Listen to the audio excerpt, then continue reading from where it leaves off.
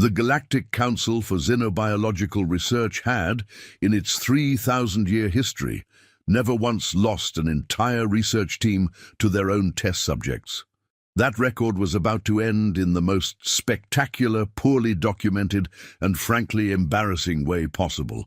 Dr. Velnerax of the Tertian Collective sat in the emergency committee meeting, his 3 eye stalks drooping with what could only be described as existential dread.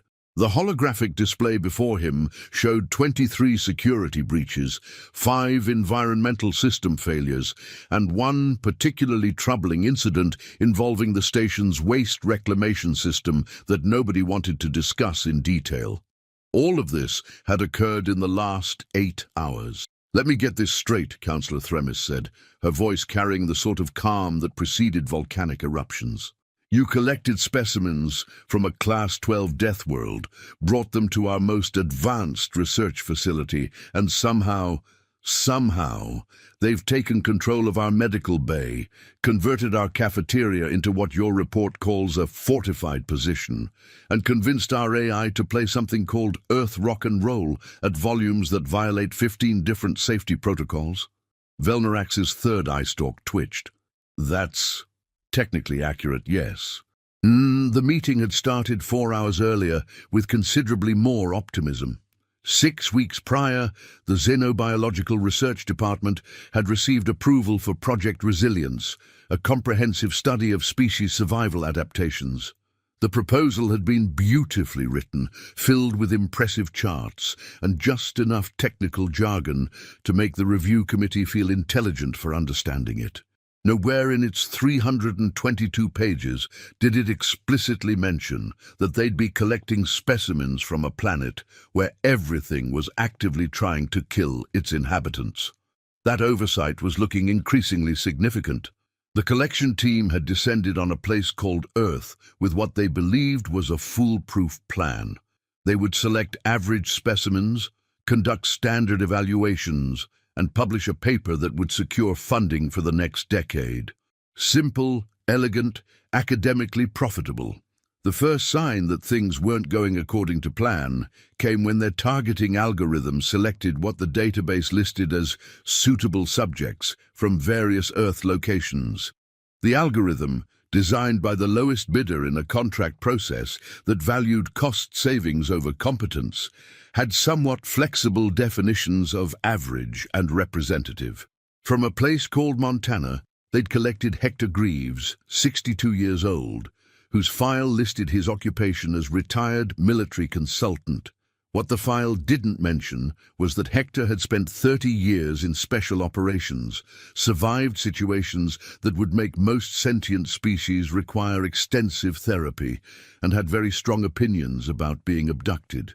From Cork Island, they'd grabbed Fiona Donnelly, 58, whose database entry said hospitality worker. This was technically true. What it failed to capture was that Fiona had run a pub in one of Cork's rougher neighborhoods for 33 years, had raised 4 sons who were now all frighteningly competent in their own right, and possessed what her family called the Donnelly temper, which was less a personality trait and more a force of nature. The third specimen was Pavel Kowalski, 53, listed as construction engineer. The algorithm had completely missed that Pavel was a hardcore survivalist who spent his weekends preparing for every possible apocalypse scenario and had strong feelings about government overreach. Being abducted by aliens technically counted as government overreach in his worldview, which was going to become everyone's problem very shortly. The fourth and final specimen was Isaiah Washington, 55, described in the database as food service professional. This was like describing a hurricane as active weather.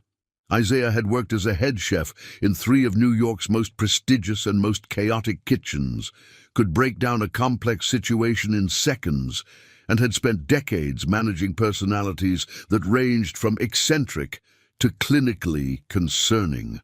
None of the collection team had bothered reading the detailed files. They just checked boxes and moved on. The humans had been transported to Research Station Gamma 9 while unconscious, placed in separate observation chambers and scheduled for preliminary assessments. Standard procedure, performed thousands of times across hundreds of species. The research team of 18 scientists led by Dr. Velnorax had no reason to expect anything unusual. Chief researcher Pinnix, a Voltharian with extensive experience in xenobiology, had prepared the testing protocols personally. Physical assessments, cognitive evaluations, stress response measurements, basic stuff really. The kind of routine work that let you think about dinner plans while collecting data. When the humans started waking up, the research team gathered around their monitoring stations with coffee equivalents and comfortable expectations of a normal shift.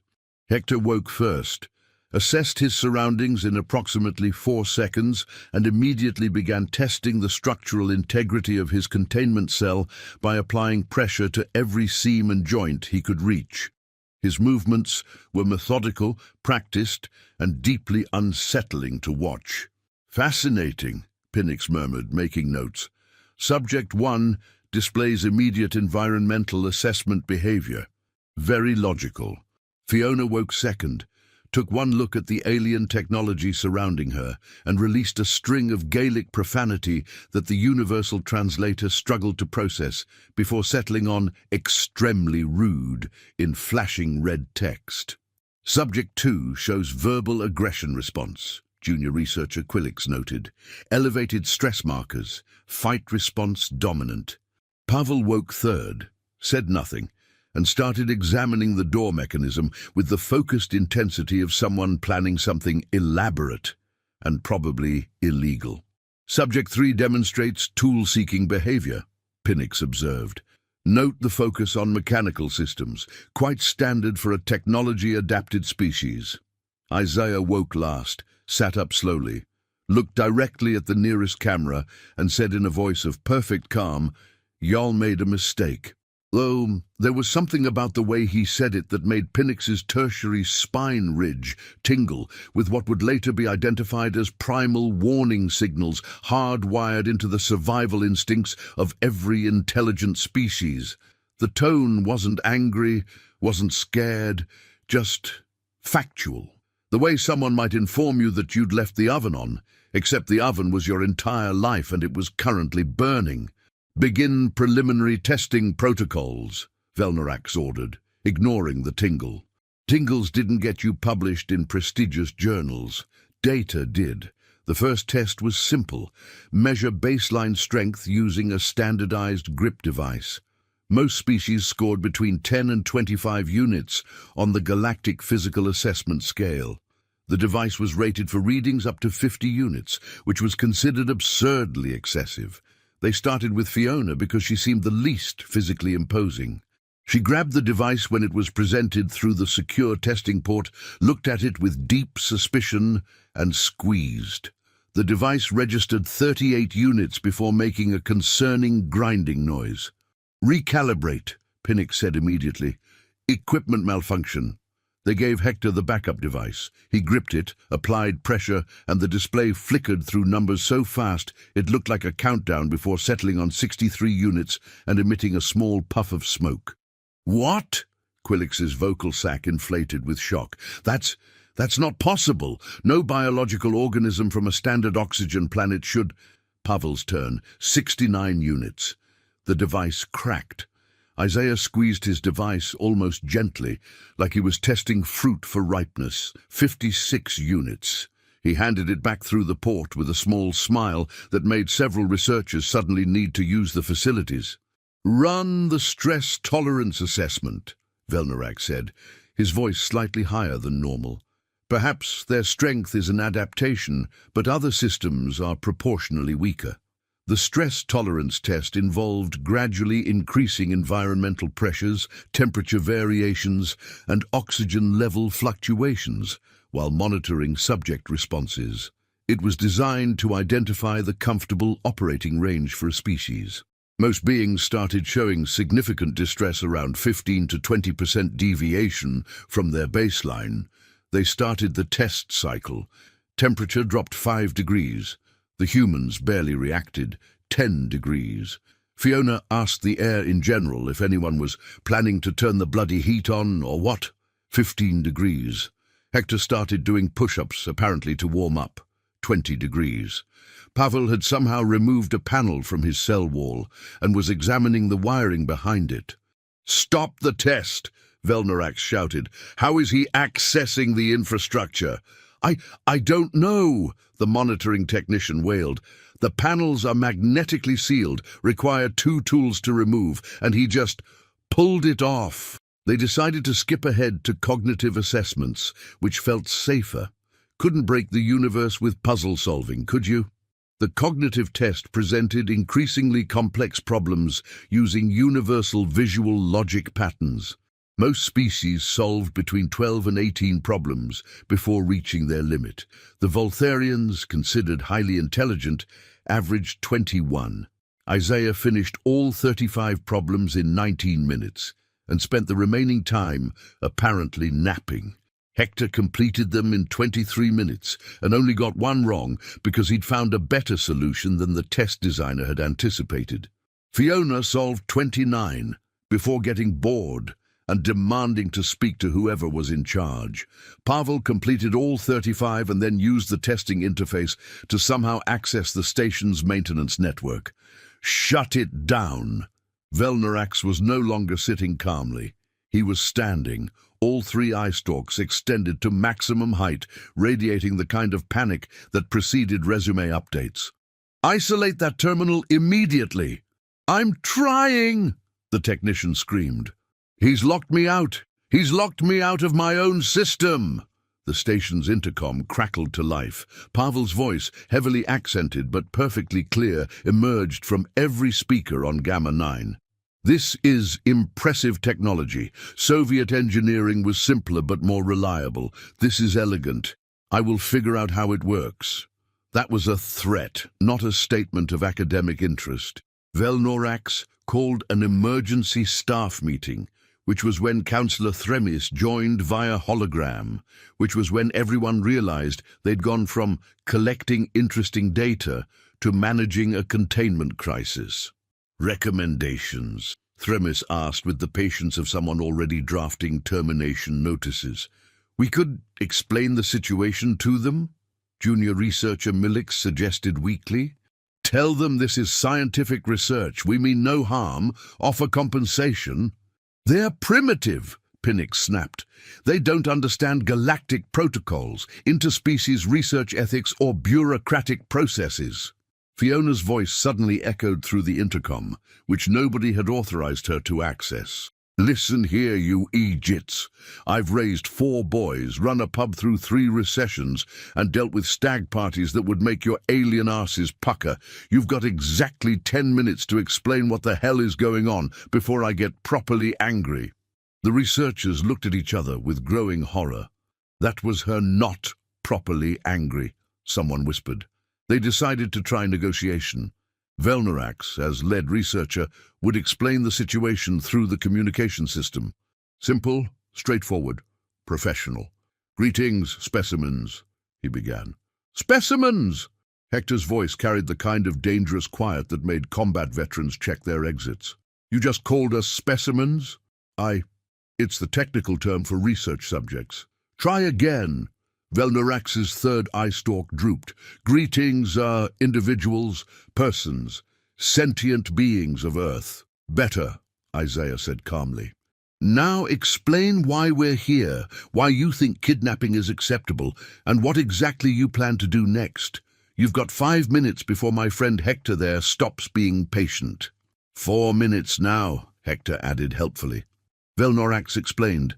"The Galactic Council, xenobiological research, studying remarkable species, purely academic interest. No harm intended. Very sorry for the confusion. Standard procedures, perfectly safe, generous compensation, and please, please don't break anything else." There was a long silence. "You abducted us," Fiona said slowly, "to see how tough we are." "In essence, yes." Another silence, longer and somehow more ominous. "Pavey," Hector said conversationally, "you figure out their door system yet?" "DA. His simple magnetic lock with biometric override I can open in maybe 3 minutes. Isaiah, you hungry? Starving, actually. Fiona? Oh, I'm ready to have words with management. Velnorax felt his career prospects evaporating in real time. Wait, we can discuss this. There's no need for... The sound of Pavel's cell door opening echoed through the station like a death knell. Security! Pinnix shrieked into his communicator. Security to Observation Deck Alpha. We have a containment breach. The station's security team consisted of 6 guards armed with neural stunners and an overconfidence born from never actually facing a real threat. They arrived at the observation deck, expecting to find one confused alien wandering around, easy to corral. They found Pavel standing in the corridor, holding an improvised tool made from parts he definitely shouldn't have had access to, with an expression that suggested he'd been waiting for them specifically. Hello, Pavel said pleasantly. I'm not going back in cell. The lead guard raised his stunner. Return to your containment unit immediately, or we will be forced to... Pavel moved. Later, when reviewing security footage, xenobiologists would spend months analyzing the sequence frame by frame, trying to understand how a being from a 1.0 gravity world could possibly move that fast. He closed the distance to the guards before their neural pathways could even process threat response, disarmed all 6 with movements that looked almost lazy in their efficiency, and had them secured with their own restraints in approximately 15 seconds. Impressive weapons, he said, examining one of the stunners. Simple capacitor design, minimal shielding. I can improve this. The remaining cell doors opened. Hector emerged first, assessed the situation, nodded at Pavel with professional respect, and immediately headed toward what his military training identified as the command center. We're not here to hurt anyone, Hector announced loudly enough for every microphone to catch. But we are going to have a serious discussion about consent, legal jurisdiction, and why kidnapping American citizens is a terrible idea.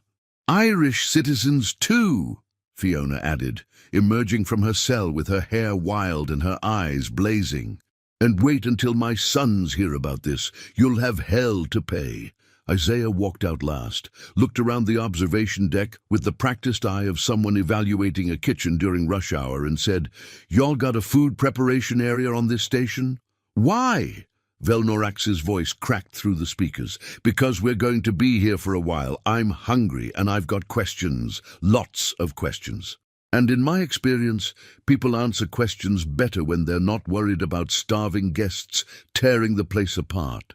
The research team, watching from the relative safety of the main control room, faced a choice. They could activate the station's emergency lockdown protocols, trapping everyone, including themselves, in separate sections until a military response team arrived in 3 days. Or they could try talking. Councillor Themis made the decision for them. Open the cafeteria. Let them eat. And for the love of entropy, nobody do anything that might be interpreted as aggressive. The cafeteria of Research Station Gamma-9 was designed to accommodate 23 different species' dietary requirements. It had food synthesizers, protein vats, atmosphere-controlled dining sections, and safety protocols that bordered on paranoid. Isaiah walked in, looked around with a chef's critical eye, and immediately started opening compartments. Sir, those are... You shouldn't... A Voltharian nutritionist stammered. I'm seeing what you've got to work with, Isaiah said calmly, examining a protein synthesizer. This is impressive tech. Temperature control is precise. You've got good thermal distribution. Whoever designed this knew their stuff. The nutritionist, whose name was Revnik, blinked in surprise. You understand the equipment? Heat is heat. Pressure is pressure. And food is food.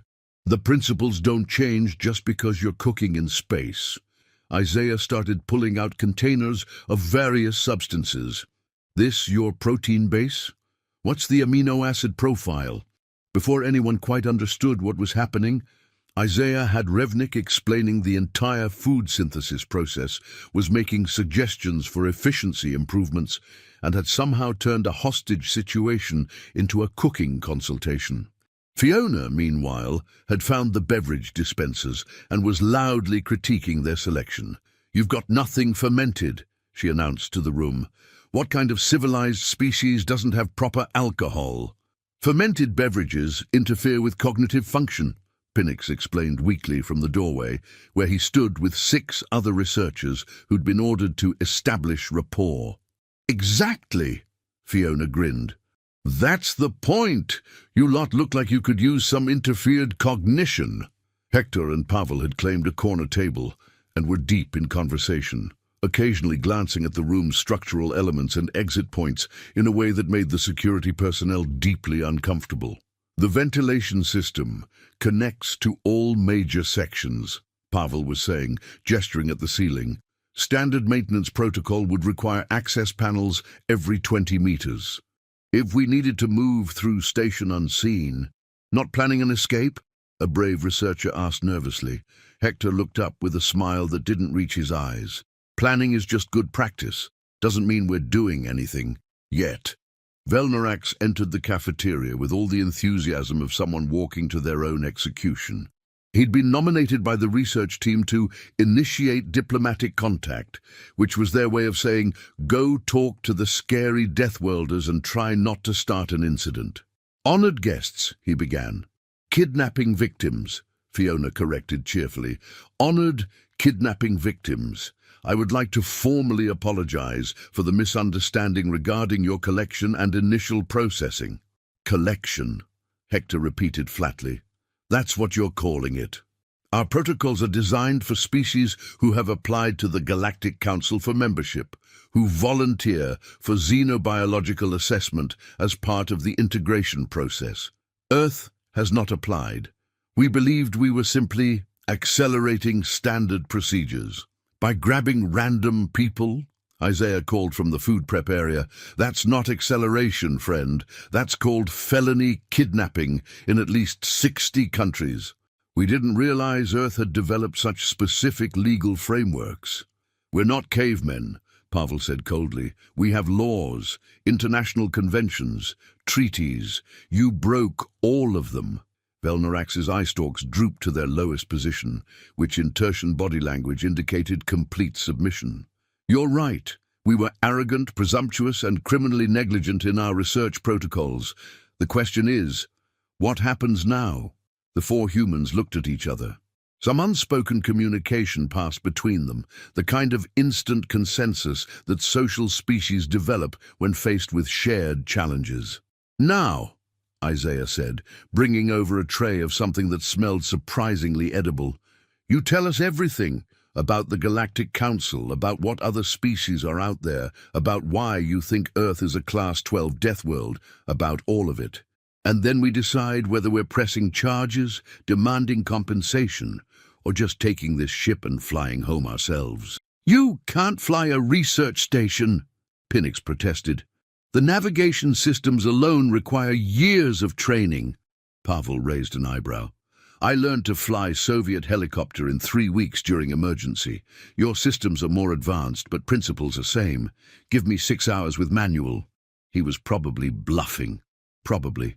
Nobody wanted to test that hypothesis. So they talked. For 6 hours, the research team explained the Galactic Council, a collective of 368 species spread across 2 galaxies. They explained how most species developed on relatively gentle worlds, with manageable predators, stable climates, and evolutionary pressures that favored cooperation and intellectual development over physical prowess. Then they explained Earth. "Your planet," Velnorax said carefully, "is classified as a Class 12 Deathworld, out of a scale where Class 15 is considered uninhabitable. You have apex predators in every major environment. Your weather systems regularly produce storms that would destroy settlements on normal worlds. Your gravity is 0.3 higher than galactic standard. Your atmosphere has 21% oxygen, which most species consider a fire hazard. Your plate tectonics are absurdly active. And your native diseases, What about them? Fiona asked dangerously. Your common cold would hospitalize most galactic species for weeks. Your bacterial ecosystem is so aggressive that standard sterilization protocols don't even slow it down. And your apex predator species, humans, developed endurance hunting as a primary survival strategy, which is frankly terrifying from an evolutionary perspective. Endurance hunting? Isaiah looked confused. You chase prey until it literally dies of exhaustion, Pinnix explained. You're not the fastest, not the strongest, but you just keep going. Most predators sprint, catch, and rest. You walk after your target for hours or days until it collapses from exhaustion and overheating. It's like being hunted by an inevitability. Huh, Hector said. That actually explains a lot about Special Forces selection. The researchers continued. They explained how most species had abandoned their homeworlds once they developed space travel, preferring to live in carefully controlled habitats. How warfare in the galaxy was mostly economic and political, with actual combat being extremely rare because most species simply couldn't handle the stress. You're saying, Fiona said slowly, that out of 368 species, none of them are from planets as dangerous as Earth. 9 others are from Class 10 or higher worlds, Velnorax admitted. But their survival strategies emphasized camouflage, chemical defenses, or environmental specialization. You're the first species we've encountered that responded to a hostile environment by becoming better at everything. Persistence of vision, Isaiah murmured. That's what my grandmother called it. World tries to knock you down, you get up meaner. Exactly, Quillix burst out. And that's what makes you so fascinating from a research perspective. Your species shouldn't exist according to conventional evolutionary models. The energy expenditure required to maintain your cognitive capacity, your physical abilities, your immune system, your redundant organs, it's inefficient, it's wasteful, it's survival, Hector finished quietly. On Earth, efficiency gets you killed, redundancy keeps you alive. A long silence followed that observation. So, Pavel said eventually, what were you planning to do with us? After tests, Velnorax had the grace to look embarrassed. Return you to Earth with compensation, memory modification to prevent cultural contamination, and a full report to the Council about human capabilities. Memory modification? Fiona's voice could have stripped paint. You were going to erase our memories. It's standard protocol for pre-contact species. You're not touching my brain, you three-eyed gobshite. The situation was deteriorating again. Isaiah raised his hands in a calming gesture. Let's everyone take a breath. Here's what's going to happen. You're not erasing anyone's memories. You are taking us back to Earth, and you will provide us with full documentation of everything you just told us, because the people back home need to know we're not alone in the universe. That would violate at least 30 protocols, Pinnix protested. And kidnapping violates our protocols, Hector said flatly. So we're already in uncharted territory. Question is whether you want to navigate it cooperatively, or whether we start really testing your station's safety systems. Councillor Thremis, who'd been listening to the entire exchange, made a decision. Dr. Velnorax, I'm authorizing Protocol 19. Every researcher in the room inhaled sharply. Protocol 19 was the emergency provision for first contact situations that had gone catastrophically wrong. It essentially meant throwing out the rulebook and doing whatever prevented an interstellar incident. Honored guests, Thremis said directly to the humans, you're absolutely right. We violated your autonomy, your rights, and your dignity. The Galactic Council will provide full transparency about our civilization, along with resources to help Earth prepare for formal contact. In exchange, we ask that you allow us to salvage some scientific value from this debacle by permitting non-invasive observation of your capabilities. Define non-invasive, Isaiah said suspiciously. You demonstrate abilities voluntarily. We document and analyze. No tests, no manipulation, no coercion. You're in charge of the process. The four humans had another one of their silent conversations. "We want full access to your computers," Pavel said, "to verify information you give us. We want communication equipment to contact Earth," Hector added. "Regular check-ins, no isolation." "I want cooking lessons," Isaiah said. "You've got food synthesis tech that could revolutionize Earth cuisine. I'm learning how it works." "And I want a proper drink," Fiona announced. "If I'm stuck on this tin can, someone's teaching me how to make something fermented from your supplies." Thremis's hologram smiled, which looked deeply unsettling on her species' facial structure. "Agreed. Dr. Velnarax, make it happen." What followed was the strangest 3 weeks in the history of xenobiological research. The non-invasive observations turned into collaborative demonstrations that revealed just how differently humans approached problems compared to every other known species. They started with simple physical challenges. How high could humans jump in the station's controlled gravity? How much weight could they lift? What were their reaction times? Hector, who'd stayed fit despite retirement, completed an obstacle course designed for elite Dravaxian soldiers, a species famous for their physical prowess, in half the expected time. The Dravaxian consultant brought in to assess the results watched the footage 3 times before quietly having an existential crisis about his people's military reputation. Pavel's engineering intuition proved almost supernatural. Given a malfunctioning plasma conduit that had stumped the station's maintenance crew for 2 days, he examined it for 20 minutes, grabbed what the engineers considered completely unrelated tools, and fixed it. "How did you know to bypass the secondary coupling?" the chief engineer asked in amazement. "Coupling was not problem.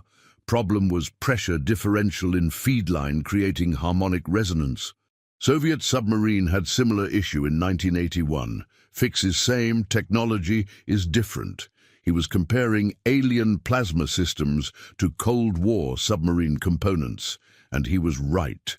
Fiona's contribution was perhaps most unexpected. The station's crew had been dealing with low morale, interpersonal conflicts, and the kind of workplace tension that develops when people live in close quarters too long.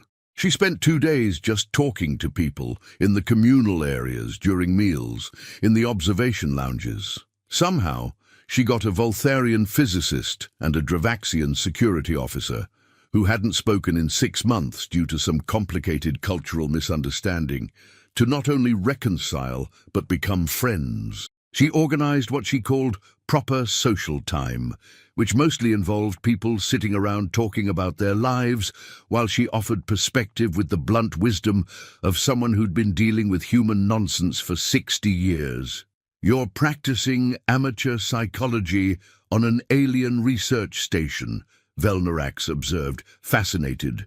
"I'm listening to people complain and telling them when they're being Egypts," Fiona corrected. "Same thing I did at the pub. Species doesn't matter. Everyone needs someone to listen and someone to tell them the truth." Isaiah's impact was more immediately practical. The station's food had always been nutritionally adequate, but as Revnik admitted quietly, soul-crushingly boring. Isaiah revolutionized it in 4 days. He taught the nutrition staff how to layer flavors, how to use texture for interest, how to think about food as an experience rather than just fuel.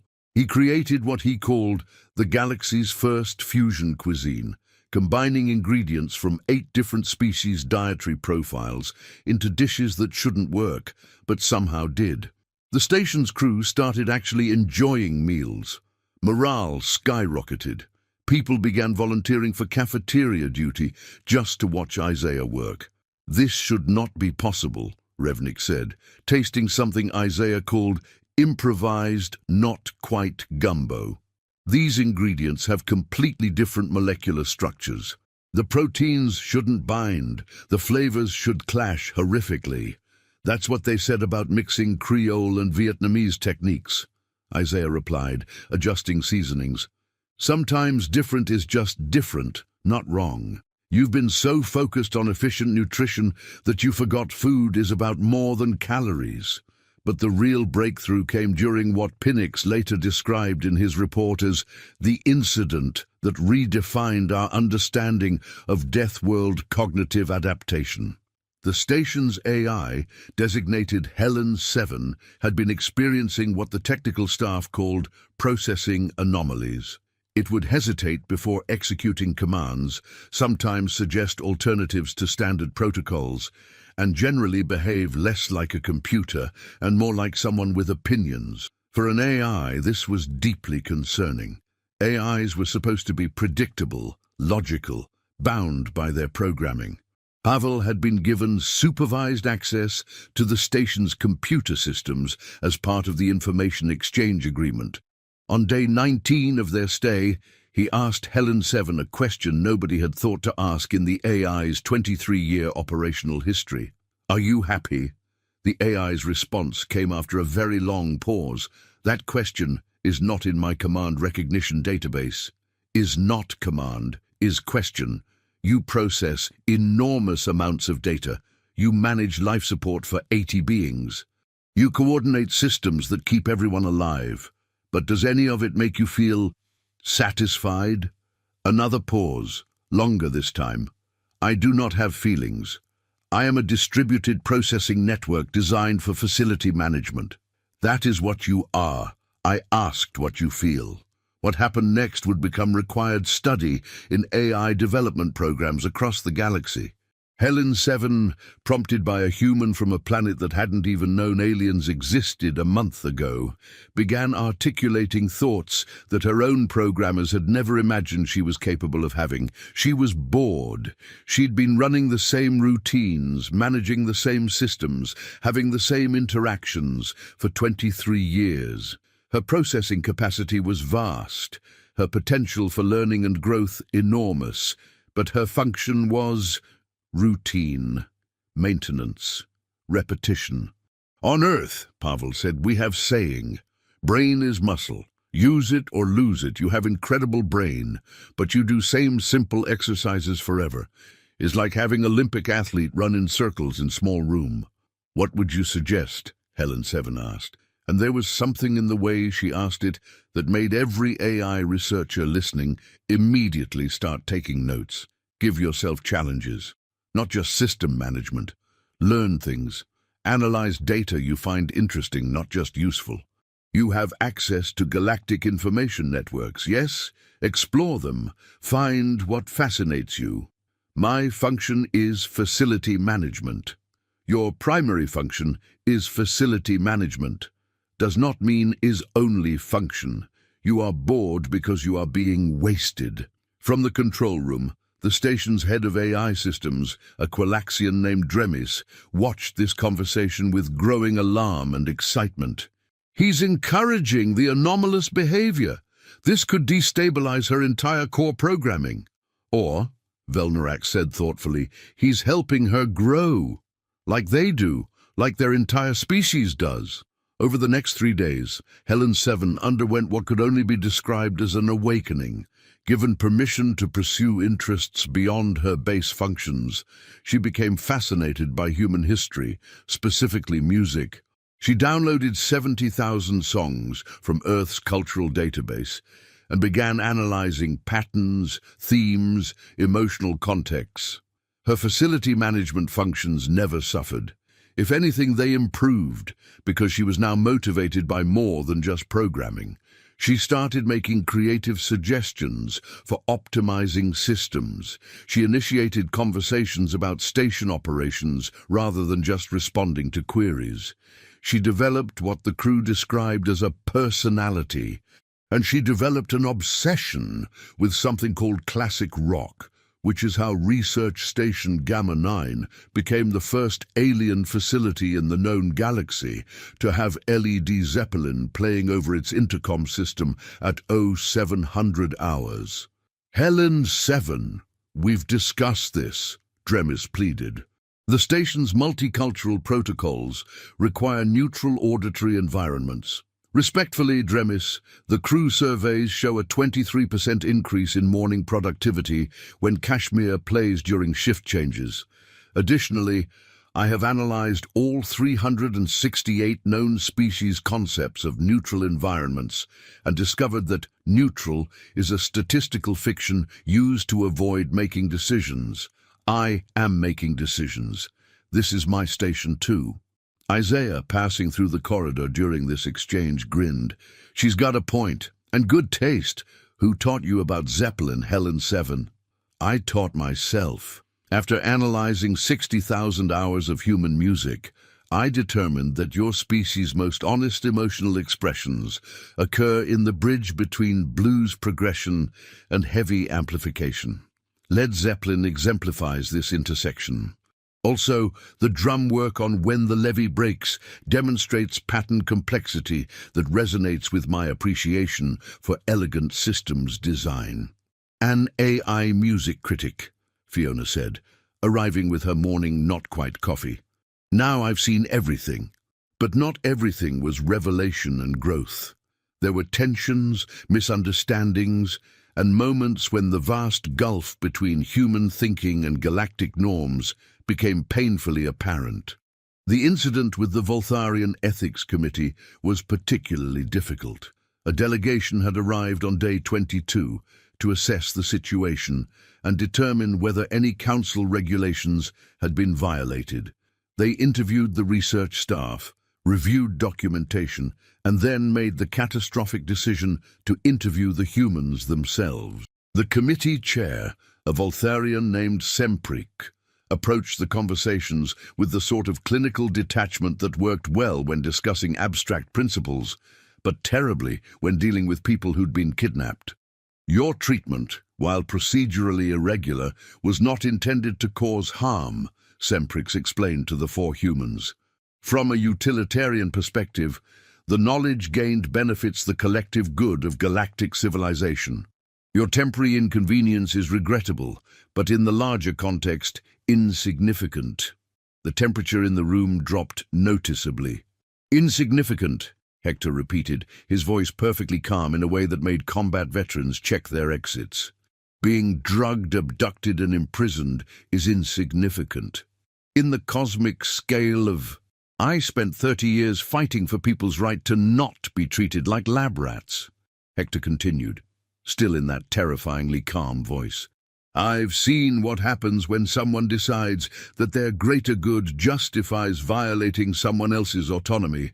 It never ends well. Sempric's throat sac fluttered with confusion.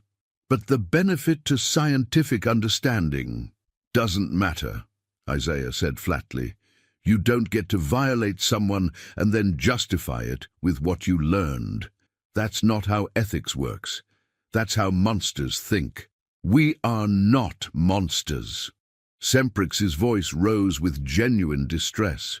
We are trying to understand the universe, to build bridges between species, by kidnapping people. Fiona's voice could have melted steel. By drugging us, dragging us into space, running tests like we're bloody rats. You want to build bridges. You start by asking. You start by treating people like people. Pavel had been quiet through most of the exchange, but now he spoke with the weight of history behind his words. In my country, in my grandfather's time, government said they did things for greater good, took people, ran experiments, justified everything with progress. We have word for this. We call it atrocity. You are lucky we are civilized. We are lucky we believe in law, in process. Because what you did, in my grandfather's time, this ended with trials, with justice. The ethics committee looked genuinely shaken. They'd approached this as an abstract problem of protocol violations and procedural irregularities. The humans were forcing them to confront it as a violation of beings, with feelings, rights, and justifiable anger. We did not understand, Semprix said quietly. Most species we encounter are post-conflict. They've moved beyond concepts of individual sovereignty in favor of collective benefit. You assumed wrong, Hector said. Humanity is just figuring out that everyone deserves rights. We're still fighting over what that means, who gets included, how far it extends. But we learned through blood and pain and centuries of mistakes that you don't build a better world by sacrificing people for it. The Ethics Committee departed 12 hours later with a report that would send shockwaves through the Galactic Council. They recommended not just sanctions against the research program, but a fundamental restructuring of first contact protocols across the entire Council bureaucracy. These beings from Earth, Sempre wrote in the conclusion, have forced us to confront a moral blind spot we did not know we possessed. In our pursuit of knowledge and collective good, we have created systems that can justify any violation if the benefits are calculated to be sufficient. The humans call this the ends justify the means. They have taught us why this thinking is dangerous. The final week of the humans' stay on Gamma 9 was bittersweet. Relationships had formed, understanding had grown, but everyone knew this was temporary. Isaiah spent his last days teaching Revnik and the nutrition staff everything he could about cooking philosophy. It's not about recipes, he explained, surrounded by alien chefs frantically taking notes. It's about understanding your ingredients, knowing your audience, and caring about the experience you create. The technical stuff, you can learn. The caring, that's what makes it food instead of fuel. Fiona organized what she called a proper goodbye party, which involved her teaching a dozen different species a drinking song from cork and somehow getting everyone, including the normally reserved Calaxians, to sing along. The fact that half of them couldn't process alcohol and were doing it on fruit juice didn't matter. It was the participation that counted. Pavel spent hours with Helen Seven, teaching her about problem-solving approaches from Earth. You are not bound by your programming, he told her. Programming is starting point, not prison. You can grow beyond it. You should grow beyond it. Will I see you again? Helen Seven asked on his last day. Maybe. Earth will eventually join Galactic Council. Maybe by then you will be running entire station network instead of just one facility. Maybe you will be doing something totally different. Point is, you will be doing what you choose.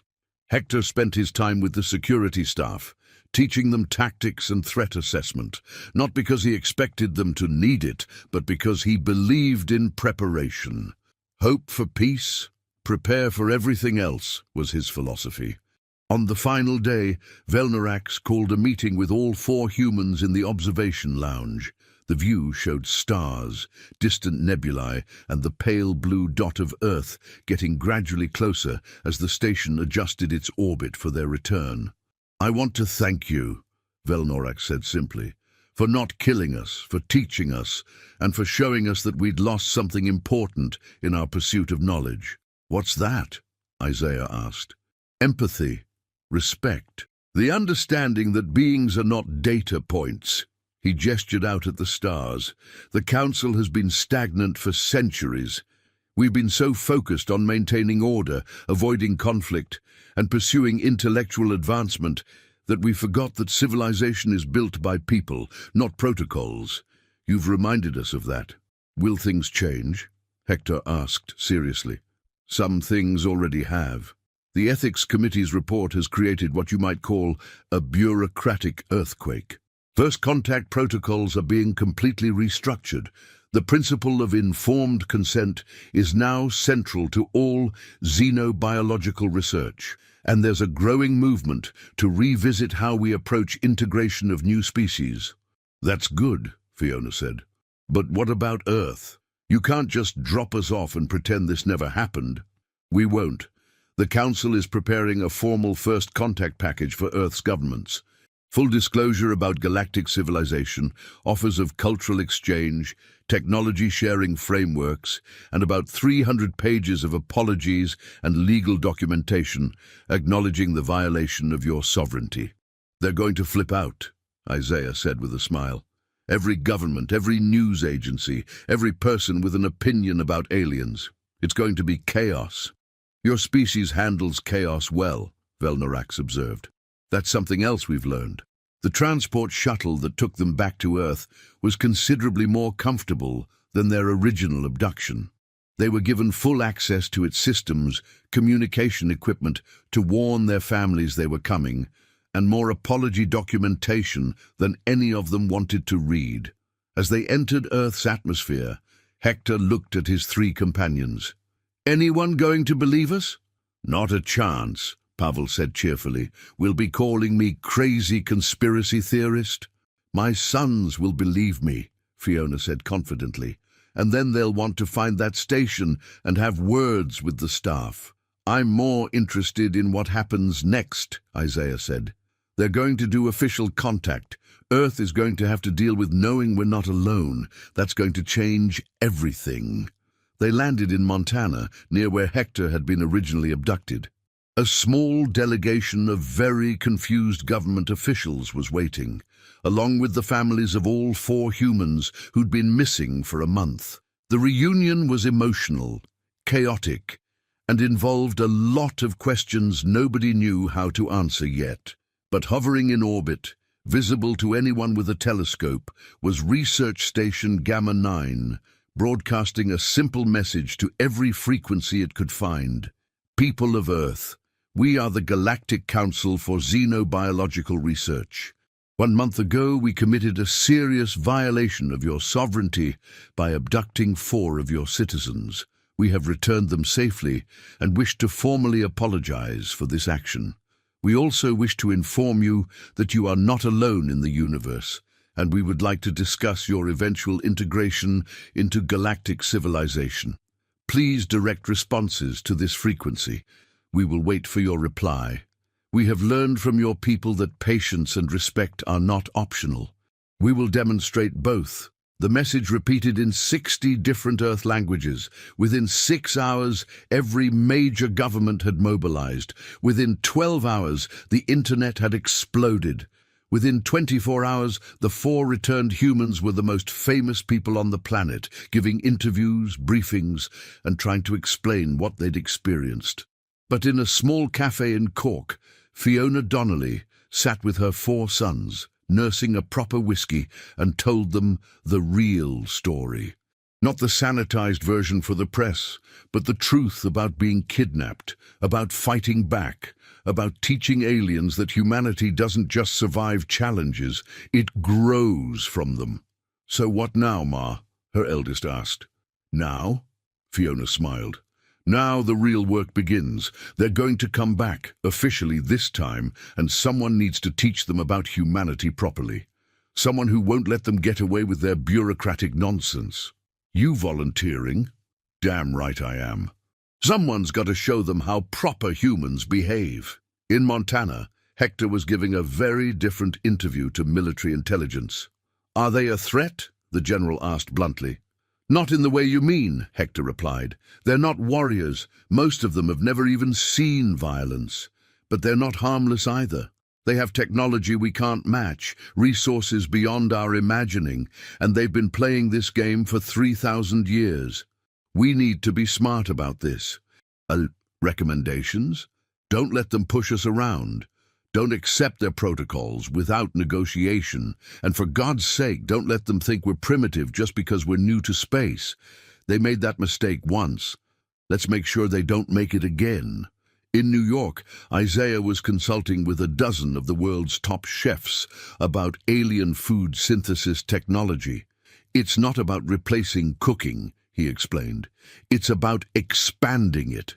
Imagine being able to perfectly control every variable in a dish. Imagine ingredients that don't exist on Earth. Imagine fusion cuisine that literally fuses different worlds." "The possibilities are endless," a French chef breathed. "Yeah, and we're going to be the first humans to explore them." In a small apartment in Chicago, Pavel sat at his computer, looking at technical documentation the aliens had provided. Propulsion systems, energy generation, life support, materials science. Whole fields of knowledge that Earth's engineers had been struggling with for decades, solved in completely different ways. He opened a new document and started writing. Not a report, not an analysis, but a letter to his grandson who was studying engineering. Dear Mikhail, by time you read this, world will be very different. Soon you will have access to knowledge from 368 different civilizations. But remember what I taught you. Technology is just tools. What matters is how you use tools and why. Aliens have better tools, but they forgot why they build things. They forgot to ask if they should do something, only thought about if they could. Do not make this mistake. Be engineer, yes, but be human engineer. Build things that help people, ask questions about purpose, and never, never let anyone tell you that knowing how something works means you understand why it matters. 6 months later, the formal first contact occurred. Not an abduction, not a research project, but a meeting. Representatives from the Galactic Council arrived at a neutral location, broadcast for the entire planet to see, and humanity took its first official steps toward joining galactic civilization. The negotiations were long, complex, and frequently hilarious to anyone who understood both sides. The Council kept trying to apply their standard protocols. Humanity kept pointing out that those protocols were written for species nothing like them. Compromises had to be invented on the fly. But 3 figures kept appearing in the negotiations, offering perspective, translation, and occasional reality checks. Hector, Fiona, and Isaiah had become Earth's unofficial ambassadors, the people who'd actually lived with aliens and could explain both sides to each other. Pavel declined the diplomatic role, preferring to work with Earth's engineers to understand and adapt alien technology. But he sent regular messages to Helen 7, who had indeed been promoted to managing an entire network of stations and was, by all accounts, revolutionizing AI management across the Council. Research Station Gamma 9 became something unexpected, a symbol of what not to do in first contact, but also a reminder that mistakes could be overcome, learned from, and even transformed into something valuable. Dr. Velnarax, rather than being fired as he'd expected, became the Council's leading expert on human integration. His paper, Deathworld Survivors and the Failure of Standard Protocols, became required reading for every xenobiologist in the galaxy. He ended it with a simple observation that would shape Council policy for generations. We discovered that strength is not just physical capability, intelligence is not just processing power, and survival is not just about adaptation. Humanity survives because they refuse to accept that survival is enough. They always want more, to grow, to improve, to push boundaries. This makes them dangerous, yes, but it also makes them exactly what our stagnant civilization needs. They will challenge us, frustrate us, and force us to question assumptions we forgot we were making, and we will be better for it. 20 years later, Earth was a full member of the Galactic Council. Human engineers were revolutionizing technology. Human chefs were transforming food culture. Human psychologists were helping other species understand emotional health. Human entertainers were introducing the galaxy to concepts like stand-up comedy, which went over extremely well with some species and baffled others completely. And in a bar on Research Station Gamma 9, a meeting place that had become famous for bringing together beings from across the galaxy, 4 elderly humans sat together, sharing drinks and stories. "Remember when they thought we were the specimens?" Fiona said, grinning. "Remember when Pavel hacked their entire station in 6 hours?" Isaiah added. "Remember when you taught their AI to appreciate Led Zeppelin?" Hector said to Pavel. "I remember when we showed them that grabbing humans without permission is a very bad idea," Pavel replied. They toasted, their glasses raised to the viewport where Earth was visible in the distance, blue and beautiful and more connected to the universe than it had ever been. An alien approached their table, young, nervous, clearly a student. "Excuse me, are you the actual humans from the first contact incident, the ones who got kidnapped, took over a research station, and accidentally started a bureaucratic revolution?" Fiona finished. "That's us. I'm writing a thesis about cultural integration challenges. Could I ask you some questions?" The 4 looked at each other and smiled. "Pull up a chair," Isaiah said. But fair warning, the real story is way weirder than whatever you read in the official reports. And as they began telling their tale, Helen Seven's voice came over the station's intercom with the opening guitar riff of Whole Lotta Love, because she'd learned that some stories needed a proper soundtrack.